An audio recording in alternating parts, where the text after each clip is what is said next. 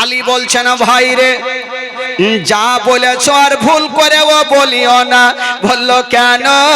বলে তো তোমাদের টাকা আছে, পয়সা আছে, গাড়ি আছে, বাড়ি আছে, তোমাদের সঙ্গে যদি নবী রাজি না হয় তো আলী তো একজন নবীর বাড়ির গোলাম চাকর, এ আলীর সঙ্গে নবী রাজি হবে না। ভাই রে আমি নবীর দরবারে কোনো মতে যেতে পারবো না। বললো ভাই আমি যাব না।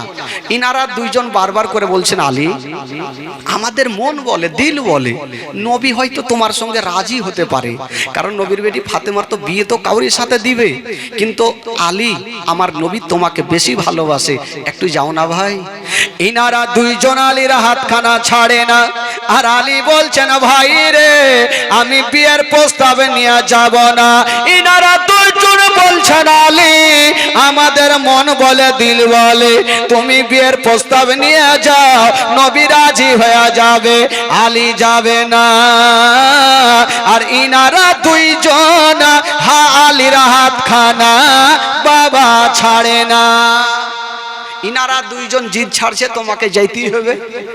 যখন ইনারা দুইজন জিদ ছাড়ে না, আলী বলছেন ও ভাই শোনো, আমাকে যখন তোমরা বলছো আমি নবীর কাছে বিয়ের প্রস্তাব নিয়ে যাব, তোমরা আমার সঙ্গে যাবে, বিয়ের কথা কিন্তু আমি বলবো না। কেমন কথা বিয়ে করবে তুমি, তো কে বলবে?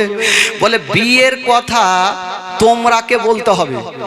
ইনারা দুইজন আলোচনা করছে, একে আগে নিয়ে চল, নিয়ে যাবো, যে ফাঁসিয়ে দিব, নবীর কাছে গেলে তো ওকে বলতে হবে চল।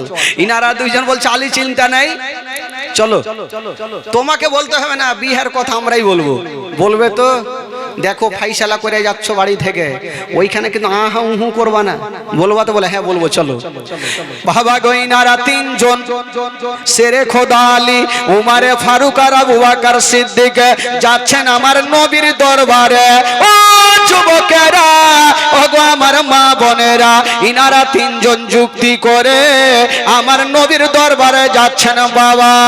আর ওই দিকে মহান আল্লাহর অর্ডার হয়ে গেল। আল্লাহ বলে জিবরাইল দেরি করো না, তাড়াতাড়ি করে যাও, আমার নবীকে জানিয়ে দাও আলী এখনই আসে বিয়ের প্রস্তাব নিয়া। তুমি নবীকে জানিয়ে দাও যে আল্লাহ আলীর সঙ্গে ফাতেমার বিয়েতে রাজি হয়ে গেছে। নবী গো আপনিও রাজি হয়ে যাও, আমার নবীকে জানিয়ে দাও আল্লাহ রাজি হয়ে গেছে, নবীও যেন রাজি হয়ে যায়। জিবরিল আমিন ফেরেশতা সায় করে হাজির হয়ে গেল, আমার নবীকে সালাম জানিয়ে দিলেন, আসসালাতু ওয়াসসালামু আলাইকা ইয়া রাসূলুল্লাহ, আসসালাতু ওয়াসসালামু আলাইকা ইয়া হাবিবাল্লাহ। নবী বলে জিবরিল কি খবর বলো? জিবরিল বলছেন নবী গো এখনই আলী আসতেছে আপনার বেটি ফাতেমার জন্য বিয়ের প্রস্তাব নিয়ে। নবী গো এই বিয়েতে আমার আল্লাহ রাজি হয়ে গেছে, আপনিও রাজি হয়ে জানা। এই কথা বলে দিয়া বাবা জিবরাইল চলে গেল, আর ইয়ারা তিনজন যুক্তি করে আমার নবীর দরবারে হাজির হয়ে গেল। এরা তিনজন যুক্তি করে নবীর দরবারে হাজির। আমার নবী জিজ্ঞেস করছেন আলী কি ব্যাপার, কেন এসছো? আলী হুড়া মারছে কাকে? আবু বকরকে। ওই বাড়ি থেকে ফাইসালা করে এসো, বিয়ের কথা আমি বলবো না, তুমি বলো। আবু বকর লম্বা সুরে বলছে মানে আমি বলবো না। উমার বলো, নবী জিজ্ঞেস করছে বলো। উমার ও ফারুক বলছে আমিও বলবো না। ইনারা দুজন আহা হু শুরু করেছে। আলী চিন্তা করছেন হাই আল্লাহ কোনখানে ফাঁসলাম, এখন বাদশার বেটি আর আমি হলাম একটা নবীর বাড়ির চাকর, বিয়ের প্রস্তাব দিব কি করে? আমার নবী বলছেন আলী কি ব্যাপার তাড়াতাড়ি বলো।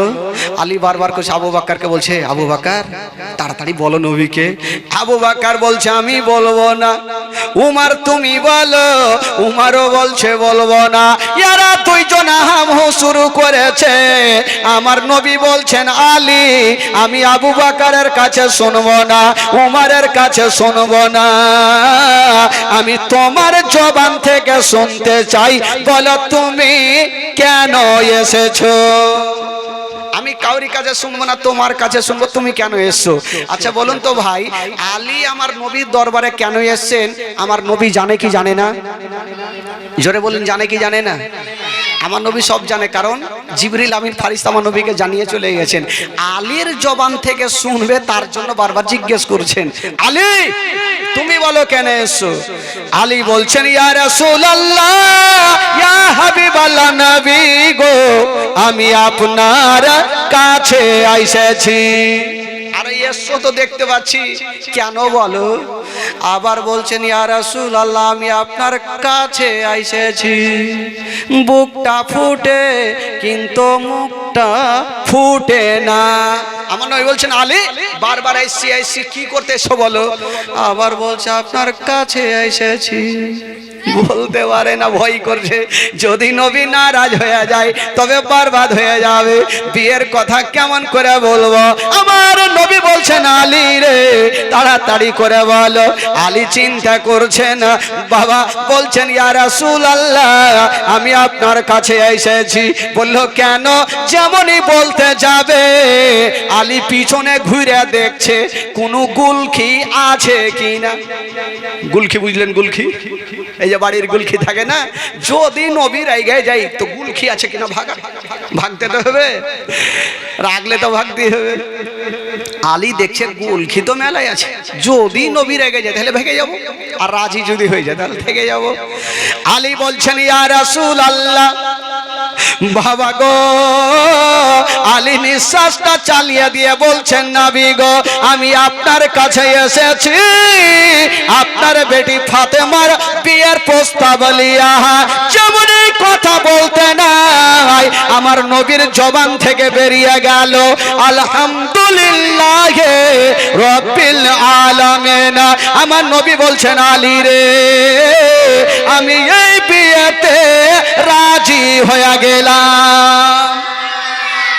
জোরে বলুন, আলী আমি এই বিয়েতে রাজি হয়ে গেলাম। আলী বড় করে নিঃশ্বাস নিয়েছে, জান তো বাঁচলো, যাক রাজি তো হয়ে গেছে নবী, আর কোনো চিন্তা নাই। তো আমার নবী জিজ্ঞেস করছেন আলীকে, কারণ আজকাল যখন কোনো বাপ বেটার বিয়ে দিবে বা বেটির বিয়ে দিবে তো জানবে যে জামাইয়ের কিছু আছে কিনা, গৃহস্থালি আছে কিনা। তো জিজ্ঞেস করছেন এই বাচ্চারা, এই বাবা তোরা কথা বলিস না রে বাবা। জিজ্ঞেস করছেন আলী আমি যে তোমার সঙ্গে আমার ছোট্ট বেটি ফাতেমার বিয়ে দেব, তো তোমার কাছে কিছু আছে? আলী বলছেন ইয়া রাসূলুল্লাহ ইয়া হাবিবাল্লাহ নবী গো আমার কাছে এমন জিনিস আছে অন্য জনের কাছে পাওয়া যাবে না। বলছি কেমন কথা, কি আছে তোমার কাছে যে অন্য জনের কাছে নাই? আলী বলছেন ইয়া রাসূলুল্লাহ আমার কাছে দয়ার নবী মুস্তাফা আছে, আমার কাছে মা আমিনার কলেজা টুকরা আছে, আমার কাছে আব্দুল্লাহর নয়নতারা আছে। আর নবী বলছেন আলী রে আমি তো আছি, আর তোমার কাছে কি আছে? আলী বলছেন ইয়া রাসূলুল্লাহ যে নবীকে পেয়ে গেল তার জন্য জান্নাত জাহান্নামের দরকার পড়বে না। আমার নবী বলছেন আলী আচ্ছা সেটা বুঝলাম, আচ্ছা তোমার কাছে বিক্রি করার কিছু আছে যেটা মোহরানা তো দিতে হবে, কিছু আছে বলো? আলী বলছেন ইয়া রাসূলুল্লাহ নবী গো আমার কাছে বিক্রি করার মতো কিছুই নাই, তবে শুধু একটা লোহার পোশাক আছে, যেই পোশাকটা পরিধান করে আমি যুদ্ধের ময়দানে যাই। আমার নবী বলছেন আলী রে ওই লোহার পোশাকটা তুমি বিক্রি করে চলে আসো। আলী বিক্রি করে চলে আসলেন, কিছু টাকা নিয়ে আমার নবীর কদম মোবারকায় ঢেলে দিল। যেমনই ঢেলেছেন আমার নবী বলছেন বেলাল এই টাকা নিয়ে যাওয়ার খুরমা খেজুর নিয়ে চলে আসো, কারণ আলীর সঙ্গে ফাতেমার বিয়ে হবে। বাবা গো, আমার নবী ডাকলেন কাকে? ছোট্ট বেটি ফাতেমাকে। দেখি আমার ফাতেমা রাজি আছে কিনা বিয়েতে, কারণ বেটিকে তো জানা দরকার আছে। ডাকলেন, হারে মা, তোর আলীর সঙ্গে তোর বিয়ে দিচ্ছি রে মা, তুই কি রাজি আছিস? ফাতেমা একটু মুস্কি মেরে হেসে চলে গেলেন। আজকাল যদি বেটি হতো তো বাপকে উত্তর দিয়ে দিত, যার গাড়ি নাই, বাড়ি নাই, ঘর নাই, জায়গা নাই, তার সঙ্গে আমার বিয়ে দিবেন, আমি কোনো মতে বিয়ে করব না। কারেন্টের মতন উত্তর। কিন্তু ফাতেমা তু যাহারা জানেন আমার আব্বা যেটা করবে সেটা ভালো করবে, কখনো খারাপ চাইবে না। ফাতেমা তু যাহারা মুস্কি মেরে হেসে ঘরে চলে গেলেন। আমার নবী বুঝে গেলেন ফাতেমা রাজি। এবার বাবা গো নিয়ে চলে আসা হলো খুরমা খেজুর। যেমন নিয়ে আসা হলো বন্ধুরা, ওই আলীর সঙ্গে ওই ফাতেমার বিয়ে কিন্তু হয়ে গেল। যেমন বিয়ে হলো বন্ধুরা, ও যুবকেরা শোনেন মা, আজকাল যখন কাউরি বিয়ে হয় নতুন বউ কে নিয়ে আসার জন্য মারুতি আসে, কিংবা গাড়ি আসে, কিংবা বড় বাস চলে আসে, কিন্তু ফাতেমাকে কেমন করে নিয়ে যাবে? ও যুবকেরা, কলেজা ফেটে যাবে বাবা। ইমাম হাসান হোসেনের জীবনী যদি শুনেন বাবা, কাউরি চোখের পানি থামবে না, ঝরঝর করে পড়ে যাবে বাবা। আমি যেই ঘটনাগুলা নিজে বইয়ে পড়েছিলাম, চোখের পানি ধরে রাখতে পারিনি। আলী বাবা গো ঘরের কোণাতে বসে বসে কান্দে। আলী বলছেন, আল্লাহ, আজকে নবীর বেটি ফাতেমার সঙ্গে আমার বিয়ে হলো। আল্লাহ, আমার বাড়ি নাই, ঘর নাই, আমি ফাতেমাকে কোথায় নিয়ে যাব? বাবা গো, আলী ঘরের মধ্যে কাঁদতেছিল। আমার একজন এসে বলছেন, ইয়া রাসূলুল্লাহ, ইয়া হাবিবাল্লাহ, ওয়া তো ইজ্জমান তাসা ওয়া তো জিল্লমান তাসা। ইজ্জতের মালিক আল্লাহ, জিল্লতের মালিক আল্লাহ। একটা খোদার বান্দা এসে বলছেন, ইয়া রাসূলুল্লাহ, আলীর তো কোনো বাড়ি ঘর নাই, আপনার বেটি ফাতেমাকে কোথায় নিয়ে যাবে? ইয়া রাসূলুল্লাহ, আল্লাহ আমাকে কয়খানা ঘর দিয়েছে আপনার বেটি জামাইয়ের জন্য, এখানটা আমি ঘরকে রেখে দিয়েছি, যতদিন আপনার বেটি জামাই থাকবে তাতে কোনো ভাড়া লাগবে না। বাবা গো, হাইরে সেরে খোদা আলী, বাবা গো ওই ঘরের মধ্যে ফাতেমাকে নিয়ে যাবে। যেমনই ফাতেমা যাবেন বন্ধুরা, আজকাল যখন কোনো বেটির বিয়ে হবে, যখন শ্বশুর বাড়ি যাবে, যাওয়ার টাইমে সে যতই হোক না কেন মার বুকে ঢুকবে, বাপের বুকে ঢুকে ডুগরে ডুগরে কানবে। কানবে কি কানবে না ভাই? সবাই কান্দে। কিন্তু ফাতেমা ডুগরে ডুগরে কানতে লাগলো। আমার নবী ফাতেমার হাতখানা ধরে বলছেন, বেটি তুমি কান্দিও না রে মা, কান্দিও না, যাও মা, তোমাকে আমি খুশি মনে বিদায় দিচ্ছি রে মা। হাই রে ফাতেমা সেটার জন্য কান্দে না, আমার নবীর হাতখানা ধরে বলছেন, আব্বা গো, আব্বা গো, আমার বিয়ে হয়েছে আব্বা, সেটার জন্য আমি কান্দি না। আব্বা গো, আজকে আমি শ্বশুর বাড়ি চলে যাচ্ছি আব্বা, আব্বা আমার মা যদি থাকতো আব্বা, আমার মা আমাকে বুকখানে জড়িয়ে ধরে একটু গালে মুখে চুমা দিয়ে আদর দিত আব্বা। বলছেন, আব্বা গো, আমার মা যদি থাকতো আমাকে বুকখানে জড়িয়ে ধরে আমার মা বিদায় দিত। ফাতেমা বলছেন, আব্বা গো, আমি যখন 7 বছর ছিলাম আমার মা আমাকে জগৎটা ছেড়ে চলে গেছে আব্বা, আমার মা নেই। বলি আমার দুনিয়াতে কিছুই নাই।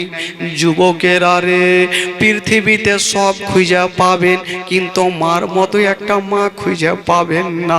ফাতেমা ডুগরে ডুগরে কাঁদছেন, শ্বশুর বাড়ির রাস্তা ধরবেন কিন্তু মার ভালোবাসাটা পাচ্ছেন না।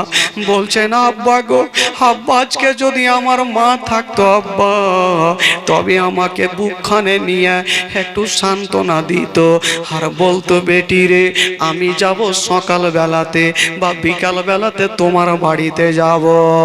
হাই রে নবী নন্দিনী ফাতেমা আব্বার বাবা গোমাত কানা ধরে ডুগরে ডুগরে কাঁদছেন। আমার নবী বলছেন বেটি রে চোখের পানি ফেলিও না রে মা, মা তুমি কান্দিও না, সবাইকে পরের ঘরে যেতে হবে রে মা। ফাতেমা বলছেন আব্বা গো, আব্বা আমি সেটার জন্য কান্দি না আব্বা, আব্বা আমার মা নেই বলি আমার দিলখানা কাঁদছে, মা থাকলে দৌড় দিয়ে আসতো আর আমাকে বুকে লাগিয়ে সান্ত্বনা দিত। বেটি রে বেটি যাও রে যাও, আমি তোমার মা তোমার পাশে আছি রে বেটি, মার মতো কেউ হবে না। আব্বা গো আমি মাকে হারিয়ে দিয়েছি আব্বা বলি আমার দুনিয়াতে কিছুই নাই। আমার নবী বলছেন বেটি সবাইকে দুনিয়াটা ছেড়ে যেতে হবে রে মা, কেউ দুনিয়াতে থাকেনি আরে কেউ দুনিয়াতে থাকবে না। ও বেটি ফাতেমা যাও তুমি শ্বশুর বাড়ি চলে যাও। ফাতেমাকে বিদায় দিচ্ছেন, একটু দূর আগিয়ে গিয়েছেন ফাতেমা। কোন ফাতেমা বাবা? যেই ফাতেমার জীবনী শুনছেন মা গো, ওই ফাতেমার হাতে হবে জান্নাতি চাবি মা। ওই ফাতেমা যদি খুশি হয়ে যায় মা তবে জান্নাত গ্যারেন্টি। উনি শ্বশুর বাড়ি যাচ্ছেন, পিছনে ঘুরে ঘুরে দেখছেন আর বলছেন আব্বা আব্বা আমি চললাম আব্বা, আব্বা গো আমার বাড়ি অবশ্যই আপনি আসবেন আব্বা। হাই রে নবী নন্দিনী ফাতেমা কানতে কানতে চোখের পানি মুছে দিয়া বাবা পৌঁছে গেছেন বাড়িতে। যেমনই পৌঁছে গেলেন বন্ধুরা, কেউ বলে ভোরের সময়, কেউ বলে সন্ধ্যার সময়, ওই ফাতেমার গেটে যেন ঠক ঠক করে আওয়াজ দিচ্ছেন বাবা। সকাল বেলাতে গেলেন ফাতেমা, আর কি বলে রাত সন্ধ্যার সময় গেলেন, আর সকাল বেলাতে গেটে যেন ঠক ঠক করে আওয়াজ দিচ্ছেন। ফাতেমা বলছেন আল্লাহ এই সকাল সকাল আমার বাড়িতে কেটা চলে আসলো গো আল্লাহ। বলছেন বেটিরে দরজা খুলো। ফাতেমা চিন্তা করছেন আল্লাহ এটা তো আমার বাপের গলা লাগে গো আল্লাহ, আমার আব্বা আমাকে 5টা মিনিট না দেখলে থাকতে পারে না, আমার আব্বা আমাকে 5টা মিনিট না দেখলে থাকতে পারে না, তবে আমার আব্বা চলে এসেছে। হাইরে নবী নন্দিনী ফাতেমা সঙ্গে সঙ্গে দরজা খুলেছেন বন্ধুরা। যেমনই দরজা খুলেছে মা আমার নবীর উপরে নজর পড়ে গেল। হাইরে আমার নবীর চেহারা আসমানের চন্দ্রতে দাগ আছে, আমার নবীর চেহারাতে কোনো দাগ নাই। নবী দাঁড়িয়ে আছেন আর নবীর চোখ দিয়ে ঝরঝর করে পানি ঝরছে। ফাতেমা বলছেন আব্বা গো আমি জানি আব্বা আপনি আমাকে 5টা মিনিট না দেখলে থাকতে পারেন না, আপনি চলে এসেছেন আব্বা। বলছেন বেটি রে আমাকে তুমি আগে ঘরের মধ্যে নিয়ে চলো। হাইরে নবী নন্দিনী ফাতেমা আমার নবীর হাতখানা ধরে ঘরে নিয়ে চলে গেছেন বাবা। যেমনই গেছেন বন্ধুরা আমার নবী বলছেন বেটি রে আমাকে 1 লোটা পানি দাও। 1 লোটা পানি দিলেন বাবা। আমার নবী পানিতে দম করে দিয়া পানিতে ফু মেরে দিয়া বলছেন বেটি ফাতেমা একটু আমার কাছে চলে আসো রে মা। ফাতেমা চলে আসিল। আব্বা আব্বা কেন ডাকছেন, কি হয়েছে আব্বা? বলছেন ফাতেমা রে একটু আমার পাশে দাঁড়া মা। ফাতেমা দাঁড়িয়েছেন, আমার নবী লোটা থেকে পানিগুলা হাতে নিয়ে ফাতেমার চেহারাতে ছিটা মারছেন। আলীকে ডাক দিল, আলী চলে আসো। আলীর চেহারাতে ছিটা মারলেন। মারার পর বলছেন, বেটি রে এবার আমি চললাম রে মা। যেমনই এই কথা বলতে নাই, নবী নন্দিনী ফাতেমা দাঁড়িয়ে থাকতে পারলেন না, কাঁদতে কাঁদতে যেন মাটিতে বসে গেল। আমার নবী বলছেন, বেটি রে তুমি কাঁদছো কেন মা? ফাতেমা বলছেন, আব্বা গো, আব্বা গো আপনি চলে যাচ্ছেন আব্বা, তাই আমার মার কথা মনে পড়ে গেল আব্বা। আব্বা গো আপনি চলে যাচ্ছেন, আমার মা যদি থাকতো, আমার মা একটা রাত আমার পাশে থাকতো, আমাকে বুকে নিয়ে সান্ত্বনা দিত। আব্বা গো আপনি চলে যাচ্ছেন আব্বা, তাই আমার দিলখানা কাঁদছে আব্বা। আমার মা যদি থাকতো, আমাকে বুকে নিয়ে আমার গালে বুকে চুমা দিত। আব্বা গো আমার মা জগতে বেঁচে নাই বলি আব্বা দুনিয়াতে কিছুই নাই। বেটিরা সব থেকে বেশি মাকে ভালোবাসে।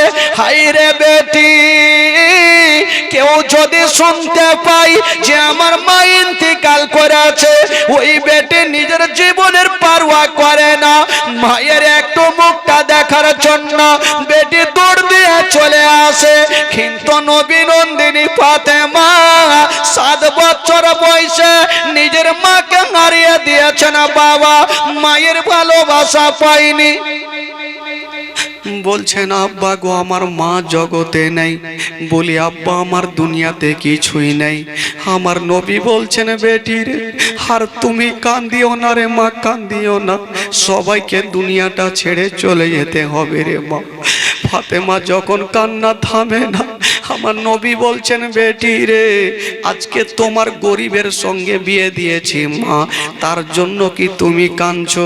ফাতেমা বলছেন, আব্বা গো আমি গরিবের জন্য কান্দি না, আপনি আমার গরিবের সঙ্গে বিয়ে দিয়েছেন আব্বা, আমি খুশি আছি আব্বা। শুধু আমার যখন মাথার মধ্যে আমার মার কথা স্মরণ আসে, আমি চোখের পানি ধরে রাখতে পারি না আব্বা।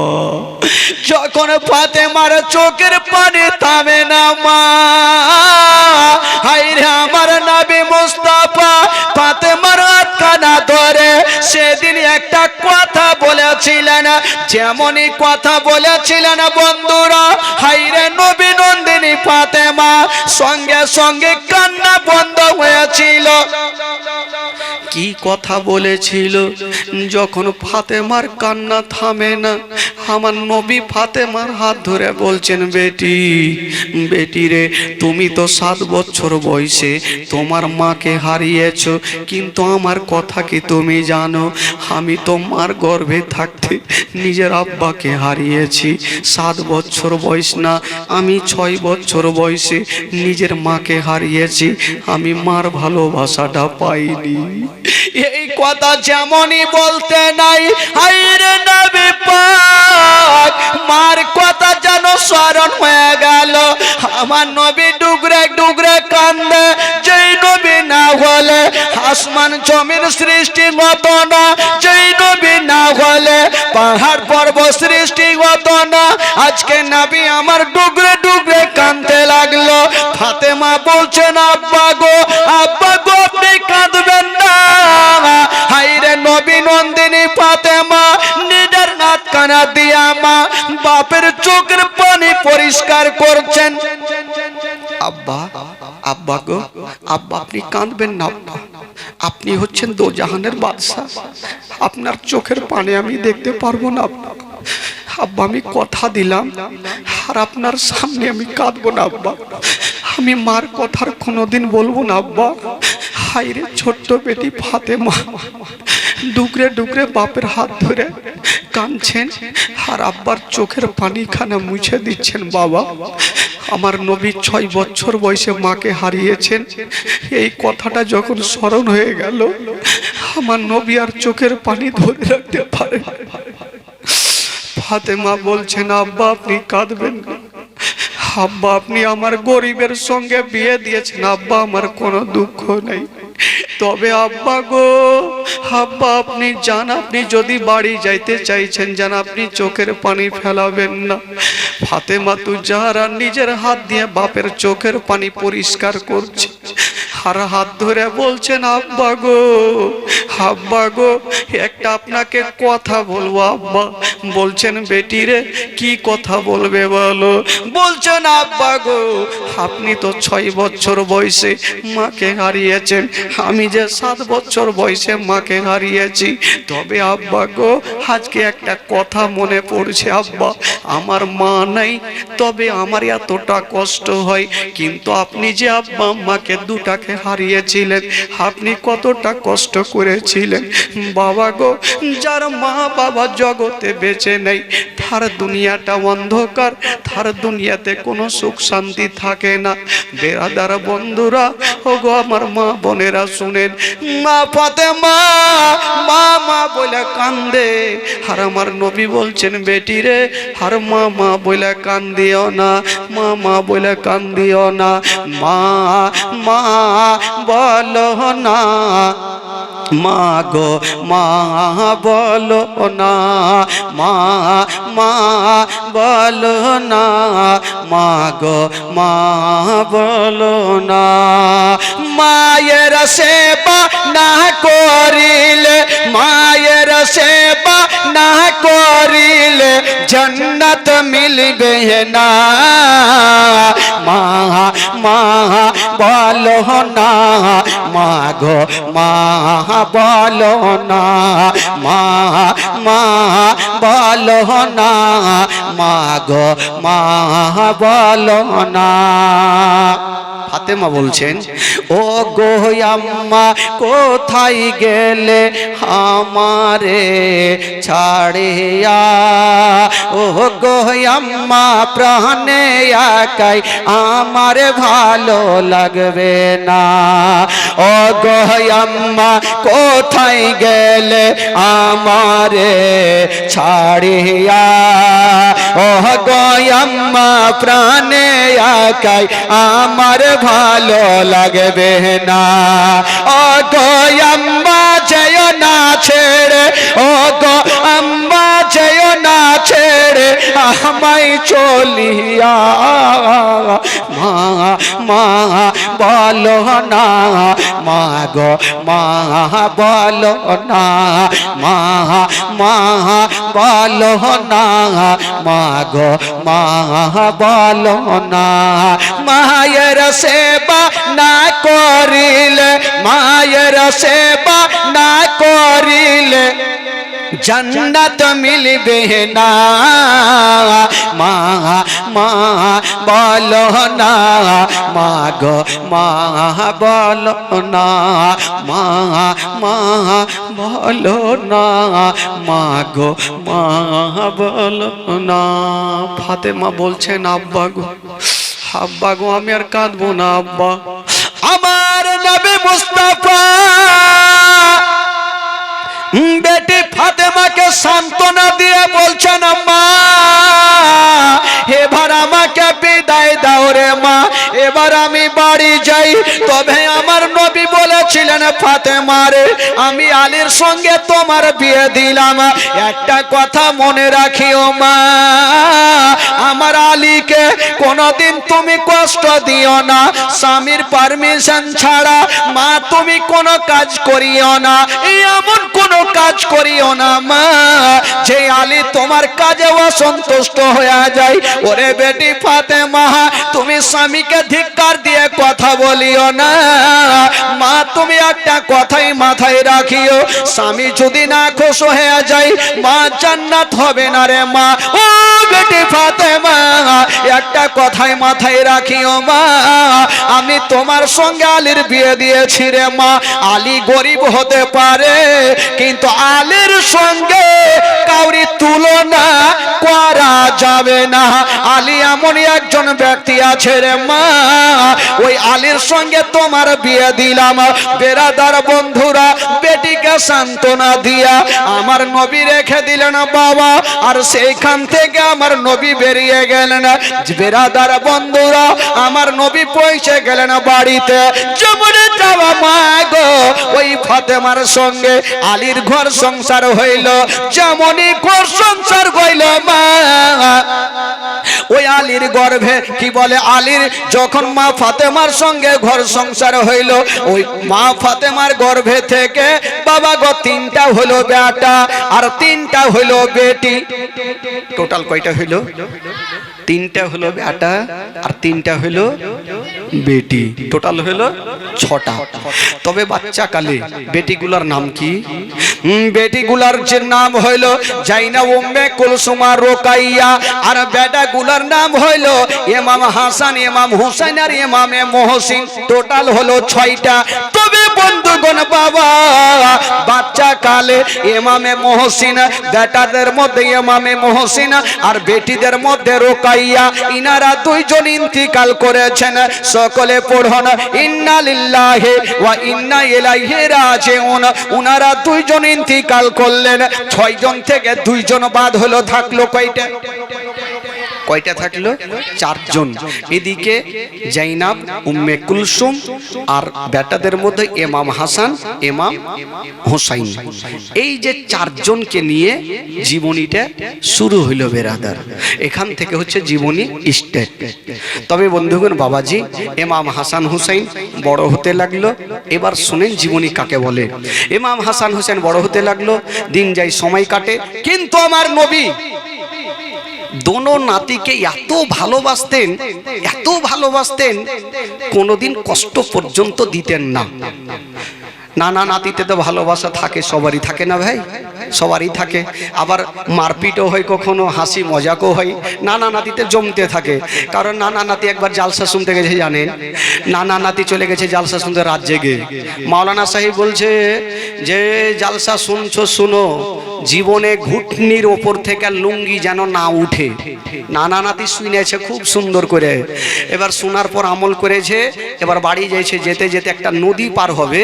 নানা নাতি তো পার হয়েছে, উপারে গিয়ে দেখছে নাতির গোটা লুঙ্গি ভিজে গেছে, নানার গোটা শুক্ষা।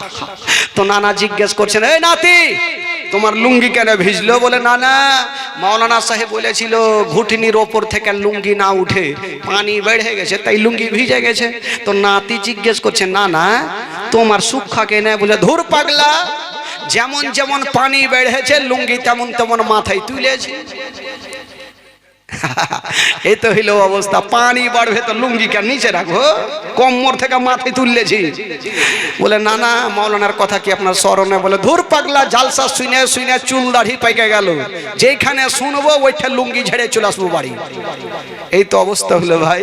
শুনবেন কিন্তু আমল করার চেষ্টা করবেন, লুঙ্গি ঝেড়ে বাড়ি যায় না বাবা। তো নানা নাতিতে ভালোবাসা থাকে, কিন্তু আমার নবী পাক ইমাম হাসান হোসেনকে কতটা ভালোবেসেছেন, কতটা মহব্বত করেছেন বাবা গো। ইমাম হাসান ইমাম হুসাইন যখন তাদের বয়স 5 থেকে 6 বছর যখন হইল, তো 2 জন একদিন সিলটে লেখা লিখেছেন। সিলট বুঝলেন তো? সিলট, সিলট বুঝলেন বাবা? আচ্ছা এখন সিলট আছে নাকি? আছে? একটু মুখে কথা বলেন, আছে না নেই? এখন না, এখন খুব কমই আছে। আগে আমরাই সিলটে লিখতাম। তো একদিন ইমাম হাসান একটা সিলটে লিখেছেন আর ইমাম হোসেন একদিন একটা সিলটে লিখেছেন। আর ইমাম হাসান বলছে কাকে? ছোট্ট ভাই হোসেনকে, ও হোসাইন তোমার থেকে আমার লেখা বেশি ভালো। বাচ্চা কালে দেখবেন ভাই ভাই বাড়িতে একটু ঝগড়া করে কিনা? ঝগড়া করে তো সবারই ভাই, মানে ভাই ভাই ঝগড়া করে। ও বলবে আমার ভালো, ও বলবে আমার ভালো। ইমাম হাসান বলছে ভাই আমার লেখা ভালো, আর ইমাম হোসেন বলছে তোমার মাথা খারাপ, তোর থেকে আমার ভালো। দোনো ভাই ঝগড়া শুরু করেছে। তো ইমাম হাসান বলেছে দেখো ভাই, তুমি তোমার ভালো বলছো, আমি আমার ভালো বলছি, তবে চলো ইয়ার বিচার নিয়ে যাব মার কাছে। মা যেটা বলবে ভালো সেটাই ভালো। ইনারা 2 জন গুটি গুটি পাই মার কাছে হাজির হয়ে গেল। বলছেন মা গো, কি হলো রে বেটা? বলছেন মা গো, এই যে আমরা 2খানা সিলট রেখে দিলাম মা, এটা আমার লেখা আর এটা হলো ভাই হোসেনের লেখা। ও মা গো বলে দাও মা কোনটা লেখা ভালো? আজকাল যদি মা বোনকে কেউ কোনো বেটা বেটি জিজ্ঞেস করে মাগে কোনটা লেখা ভালো, তো মা বোনদের উত্তর দিতে কি দেরি লাগবে? সেকেন্ডের মধ্যে বলে দিবে ছোট্ট বেটা লেখা ভালো, বড় বেটা লেখা ভালো, একটা কিছু বলে দিবে। কিন্তু ফাতেমা মাথায় হাত দিয়েছেন, আল্লাহ এখন যদি বলে দি আমার ছোট্ট বেটার লেখা ভালো, তবে বড় বেটা কষ্ট পাবে, আর যদি বলে দি বড় বেটার লেখা ভালো, তবে ছোট্ট বেটা কষ্ট পাবে। আল্লাহ আমি কোন বেটাকে কষ্ট দিব না। জোরে বলুন, আমি কোন বেটাকে কষ্ট দিব না। ফাতেমা বলছেন, বেটারে যে তোমরা প্রশ্ন করেছো বেটা, এর উত্তর আমি দিতে পারবো না। ইমাম হাসান বলছে, মা গো এ সোজা প্রশ্ন কেন উত্তর দিতে পারবেন না, তাহলে কি করব? ফাতেমা বলছেন, বেটারে এর উত্তর যদি নিতে চাও তবে যাও তোমার বাবা ওই শেরে খোদা আলীর কাছে চলে যাও, তোমার আব্বার কাছে চলে যাও, তোমার আব্বা অবশ্যই জবাব দিয়ে দিবে। তনু ভাই আবার দুইখানা সিলত নিয়া গুটি গুটি পায়ে বাবা পৌঁছে গেল শেরে খোদা আলীর কাছে। আব্বা, আব্বা গো কি হলো বেটা? আব্বা গো এই যে দুইখানা সিলট একটু বলে দেন তো আব্বা কোনটা লেখা ভালো। শেরে খোদা আলী বলছে, আরে বেটা এই লেখা নিয়ে তোর মার কাছে গিয়েছিলি? আব্বা গিয়েছিলাম, মা বলতে পারেননি তাই আপনার কাছে আসলাম। শেরে খোদা আলী বুঝে গেল ফাতেমা যখন পারে নাই তবে আমি কেমন কইরা পারবো। ফাতেমা যখন পারলো না আমিও উত্তর দিতে পারবো না। বলছেন, বেটারে ওরে লাডলা ধুলারা, ওরে কলেজার পারা, ওরে নয়নের তারা, যেই প্রশ্ন তোমরা করেছো বেটা এর উত্তর আমিও দিতে পারবো না। আব্বা কেমন কথা বলছেন? মা পারবে না, আপনি পারবেন না, তো কার কাছে যাব? বলছে, বেটা রে দুনিয়ার এমন কোন প্রশ্ন নেই যে ওর উত্তর জুটবে না, একজনই আছে। কে? তোমার নানা নবী মুস্তাফা। জোরে বলুন সুবহানাল্লাহ।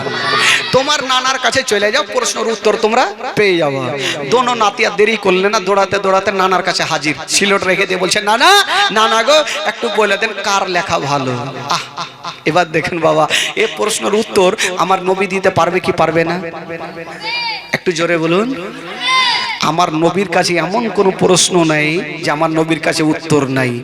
আমার নবীকে বলছেন, না না গো তাড়াতাড়ি বলে দেন না না কার লেখা ভালো। আমার নবী বাবা গো চিন্তা করছেন, আল্লাহ এখন যদি বলে দি আমার বড় নাতির লেখা ভালো তবে ছোট্ট নাতি কষ্ট পাবে, আর যদি বলে দি ছোট্ট নাতির লেখা ভালো তবে বড় নাতি কষ্ট পাবে। আল্লাহ আমি কোন নাতিকে কষ্ট দিব না, কাউকে কষ্ট দিব না। আমার নবী পাক একটু মাথাটাকে নিচে করে আছেন, দেখেন উত্তর কি করে চলে আসছেন, একটু মাথাটা নিচে করে আছেন। আমার আল্লাহ বলছেন, জিবরাইল দেরি করো না, তাড়াতাড়ি করে তুমি চলে যাও। আল্লাহ গো কোথায় যাব? বলো তিনটা গুলি তুমি নিয়ে নাও আর আমার নবীকে দিয়া দাও। আমার নবীকে বলবে দুইখানা সিলট নিচে রাখবে আর তিনটা গুলি উপরে চালিয়ে দিবে, যার সিলটে দুটা পড়বে তার লেখা ভালো, আর যার সিলটে একটা পড়বে তার লেখা মন্দ। বাবা গো জিবরিল আমিন ফেরেশতা তিনটা গুলি নিয়ে পৌঁছে গেলেন। বাবা আমার নবীকে সালাম জানিয়ে দিলেন, আসসালাতু আসসালামু আলাইকা ইয়া রাসূলুল্লাহ, আসসালাতু আসসালামু আলাইকা ইয়া হাবিবাল্লাহ। নবী বলেন, জিবরিল কি খবর বলো? বলছেন, নবী গো এই যে তিনটা গুলি আপনাকে দিলাম আপনি উপরে চালিয়ে দিন, যার সিলটে দুটা পড়বে তার লেখা ভালো, আর যার সিলটে একটা পড়বে তার লেখা ভালো নাই। এই কথা বলে জিবরাইল চলে গেলেন। আমার নবী দোনো নাতিকে ডাকলেন আর বলছেন, ওরে নাতিরা তোমরা দুটা সিলট রাখো, নিচে রেখে দিয়েছে। নাতিরাও তো চিন্তা করছে নানার কাছে উত্তর কি করে পাই দেখছি, রেখে দিয়েছেন। আমার নবী বলছে, নাতি আমার হাতে দেখো কটা গুলি। বলছে, নানা গো তো 3টা গুলি। বলছে আমি ওপরে চালাবো, যার সিলোটে 2টা পড়বে তার লেখা ভালো, আর যার সিলোটে 1টা পড়বে তার লেখা ভালো নাই। ঠিক আছে না? না চালান। আমার নবী মুস্তাফা ও যুবকেরা দেখেন বেরাদার বিচার কেমন করে হয়েছিল। আমার নবী মুস্তাফা 2টা 3টা গুলি বাবা ওপরে চালিয়ে দিয়েছেন বন্ধুরা, যেমন চালিয়ে দিয়েছেন বাবা 3টা গুলি ওপরে ঘুরছে। ইমাম হাসান বলছে গুলি রে ঘুরতে হবে না, আমার সিলোতে 2টা চলে এসো। আর ইমাম হোসেন বলছে খবরদার আমার সিলোটে 2টা এসো। গুলি চিন্তা করছে যাব তো যাব কোন দিকে। ও যুবকেরা ঘুরতে ঘুরতে বাবা একটা গুলি ইমাম হাসানের সিলোটে পড়ে গেছে, আর একটা গুলি ইমাম হোসেনের সিলোটে পড়ে গেছে। বলুন তো বাবা কটা গুলি চালিয়েছিল? কটা চালিয়েছিল? 3টা চালিয়েছিল। 2টা 2 সিলোটে পড়েছে, একটা কোথায় গেল? তাকিয়ে দেখছেন বাবা একটা গুলি ওপরে হাওয়াতে বান বান করে ঘুরছে, কোন দিকে পড়ে না। ইমাম হাসান বলছে ওই ঘুরতে হবে না। ইমাম হাসান বলছে ঘুরতে হবে না, এটা আমার সিলোটাই। ইমাম হাসান বলছে খবরদার যাবি না ওইদিকে, আমার দিকে আই। গুলি বেচারা টেনশন করছে যাব তো যাব কোন দিকে, এখন এদিকে যাব তো ওইদিকে কষ্ট, ওইদিকে যাব তো এদিকে কষ্ট, চিন্তা করছে যাব কোন দিকে। ও কম্পিটিশন চলছে দেখো হাতের লেখা লেখি, কাহার হাতের লেখা ভালো মা বলো না দেখি, মা বলো না দেখি। তারিখে তার ঘোষণা, তারিখে তার ঘোষণা, 2 জনে সমান। ধীরে ধীরে চলেন নবী ঈদগাহের ময়দান, ও ধীরে ধীরে চলেন নবী ঈদগাহের ময়দান। 2 কাঁধেতে চেপে আছেন আমার হাসান হোসেন, ধীরে ধীরে চলেন নবী ঈদগাহের ময়দান। ও পিতা আমার শেরে খোদা, মাতা জান্নাত রানী, আরে নানা আমার কমলি ওয়ালা মক্কি ও মাদানি। জোরে বলুন, আরো জোরে। ও পিতা আমার শেরে খোদা জান্নাত, পিতা জান্নাত রানী, আরে পিতা আমার কমলি ওয়ালা মক্কি ও মাদানি, মক্কি ও মাদানি। লুটিতে পারে নিশান, লুটিতে পারে নিশান এ জিদ মারওয়ান। ধীরে ধীরে চলেন নবী ঈদগাহের ময়দান। 2 কাঁধেতে চেপে আছেন আমার হাসান হোসেন, ধীরে ধীরে চলেন নবী ঈদগাহের ময়দান। ও ফোরাত নদী বন্ধ করে মিটবে কি মনের আশা, আরে 3 দিন কেন 7 দিন রইব রে পিপাসা, রইব রে পিপাসা। কারবালাতে শহীদ হইয়া, কারবালাতে শহীদ হইয়া বাঁচাবো ঈমান।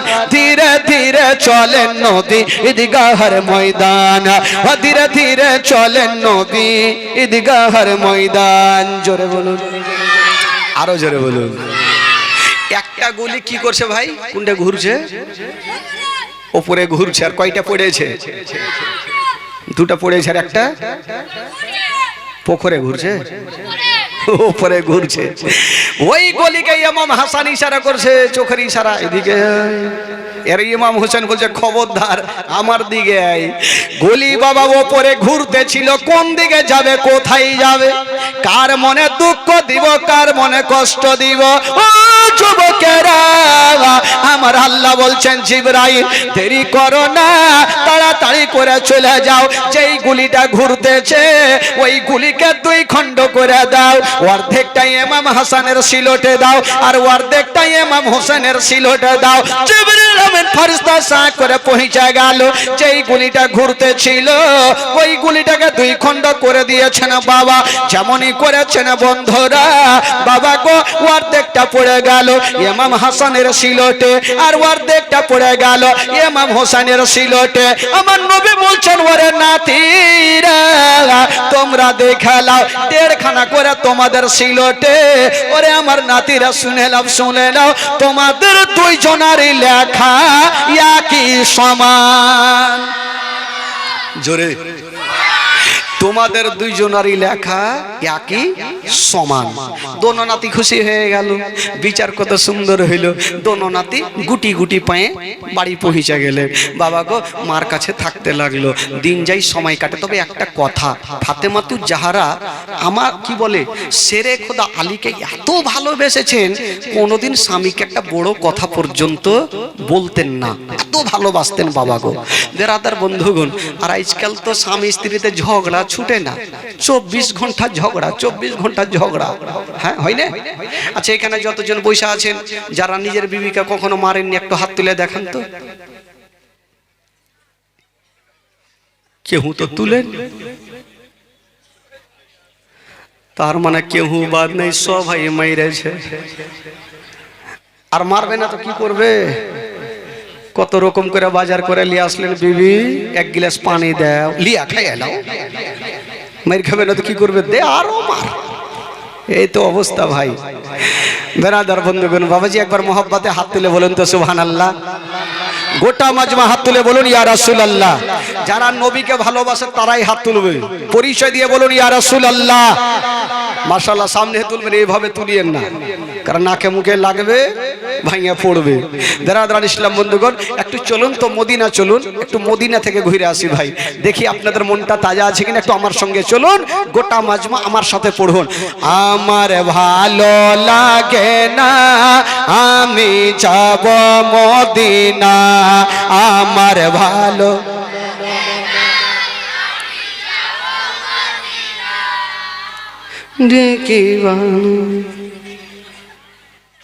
এতগুলা বাবা চাচা বৈশা আছেন, এরকম আওয়াজ হবে? হ্যাঁ এরকম আওয়াজ হবে? জোরে সোরে পড়বেন, তাহলে তো ইমান তাজা হবে ভাই। গোটা মাজমা পড়বেন, হ্যাঁ গোটা মাজমা পড়েন। আমার ভালো লাগে না, আমি যাব মদিনা, আমার ভালো মদিনাতে না গেলে মনে শান্তি হবে না, আমার ভালো আমার ভালো লাগে না, আমি মনে আছে যে আশা নবী গো হবে তোমার সঙ্গে দেখা, মনে আছে যে আশা নবী গো হবে তোমার সঙ্গে দেখা। আগো পাখির মতো থাকে তো ডানা, পাখির মতো থাকে তো ডানা, উড়ে যাব মদিনায়, আমার ভালো জোরে জোরে আমার ভালো। পাঁচ ওয়াক্ত নামাজ যারা করিবেন আদায়, পাঁচ ওয়াক্ত নামাজ যারা করিবেন আদায়, জোরে বলুন সুবহানাল্লাহ। এখানে তো অনেক লোক বসে আছেন যারা 5 ওয়াক্ত নামাজ পড়ছেন, যারা পড়ছেন 5 ওয়াক্ত নামাজ, একটু হাত তুলে দেখান তো যারা নামাজ পড়ছেন। 1 2 3 20টা। আচ্ছা যারা পড়ে না তারা একটু হাত তুলেন।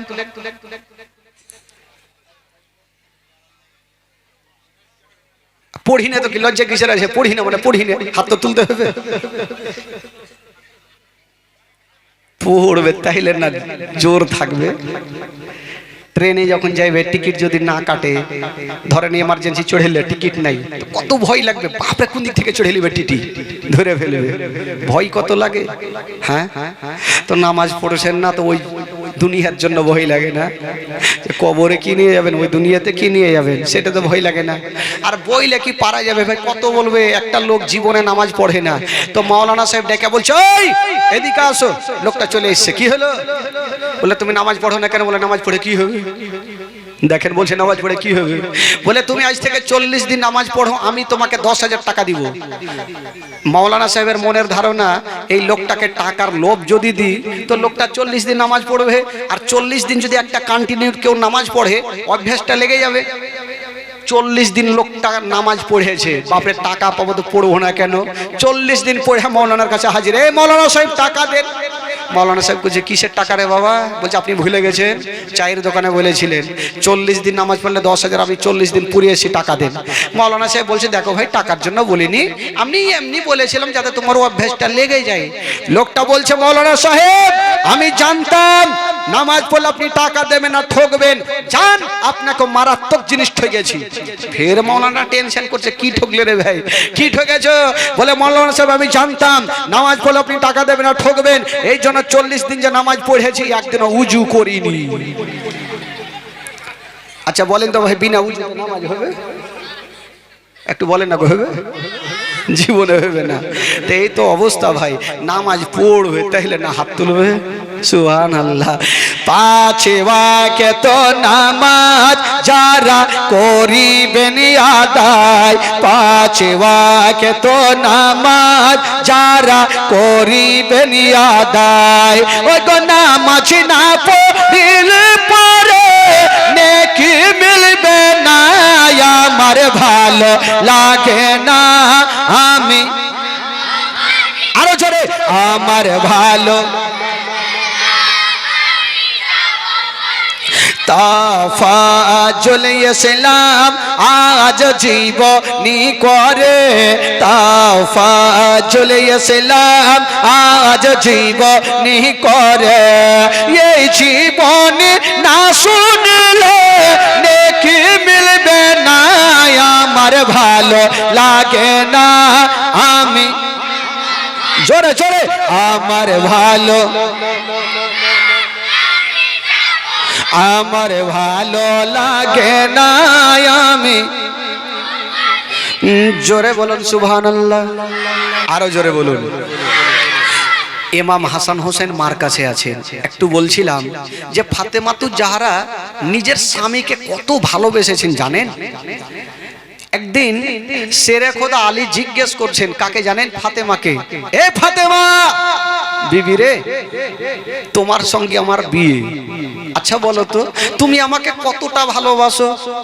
তো বলছেন স্বামী গো